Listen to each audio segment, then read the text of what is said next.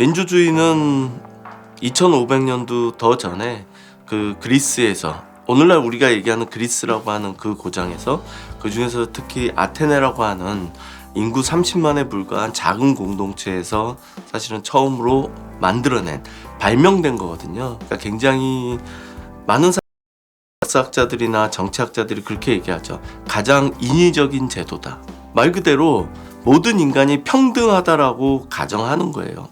돈이 있고 없고, 뭐 지식과 상관없이, 그리고 인격의 정도와 상관없이, 재산의 정도와 상관없이 모든 사람은 평등하다. 그것부터가 굉장히 어떻게 보면 인위적인 거거든요. 근데 그런 인위적인 제도를 도입할 수밖에 없었던 이유는 그 당시 그리스의 정치 체제의 기본이었던 폴리스라고 하는 어떤 공동체들이 빈부격차가 너무 커지면서 사실은 모든 폴리스들이 내부 투쟁 단계로 돌입합니다. 대부분의 사람들이 선택한 방법은 참주제라는 거죠. 탁월한 독재자가 다수의 민중의 지지를 받아서 정치를 하는 것. 근데 결국 그거는 그 탁월한 참주가 2대 3대 계속 가기가 참 어렵거든요. 그러다 보니까 아테네에서는 그러면 시민들의 힘으로 똑똑하고 훌륭한 리더들을 한번 뽑아보자 라는 어떤 단계까지 가는데, 그 과정에서 이제 솔론이라든지 클레이스테네스라든지 하는 위대한 정치가들이 활약을 해서 민주주의란 게 만들어지죠.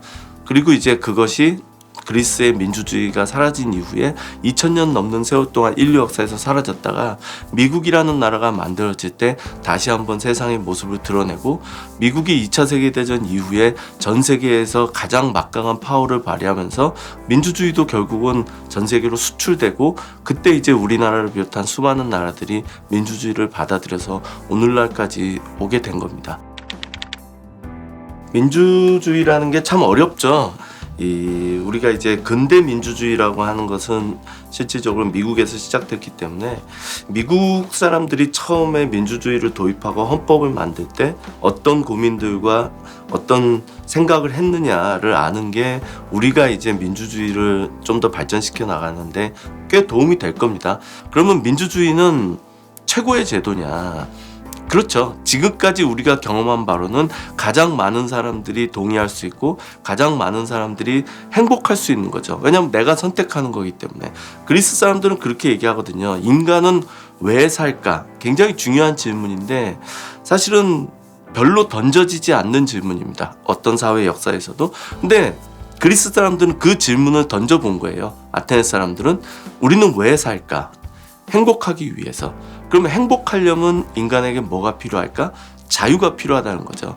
내가 내 지도 선택할 수 있는 자유, 그런 것들이 너무 필요하다. 그러다 보니까 이제 민주주의는 우리에게 자유를 가져다 주고 결국은 우리가 선택했기 때문에 책임도 우리가 지는 거거든요. 그러면 누군가가 나에게 책임을 지우는 것보다는 훨씬 좀 더 만족도가 높을 수밖에 없겠죠. 그렇지만 완벽하지는 않습니다. 왜냐하면 인간이라는 존재 자체가 완벽할 수 없기 때문이죠. 오늘날 민주주의 제도도 그렇고 2500년 전에 그리스 아테네의 민주주의도 당연히 불완전했습니다. 저는 되게 우리 역사에 대해서 자부심이 있는 게 식민지를 겪었던 나라 중에 어떻게 보면 민주주의라고 하는 토양, 역사적인 경험, 문화적인 토대가 없는 상황에서 이 70여 년밖에 안 되는 짧은 세월 동안 여기까지 민주주의를 했다라는 것도 역사적으로는 거의 기적이에요. 모든 사람들이 다 사실 감동받는 일입니다. 우리의 긴 역사 속에 민주주의라고 하는 컨셉, 자유라든지 인권이라든지 하는 것 자체가 사실은 오랜 세월 존재하지 않았던 겁니다. 그런데 이제 미국 사람들이 특히 민주주의를 만들 때 생각했던 건, 그들은 식민지 상태에서 대영 제국으로부터 독립하는 과정에서 민주주의를 도입한 겁니다. 민주주의의 제1원칙은 소수를 다수로부터 보호하는 겁니다. 약자를 강자로부터 보호하는 거예요. 그렇기 때문에 기계적인 다수결이라는 거는 결국 다수의 힘으로 소수를 억압하는 거기 때문에 잘못된 거죠. 예를 들면 2차 세계대전 때 히틀러는 민주주의를 통해서 권력을 잡았고요.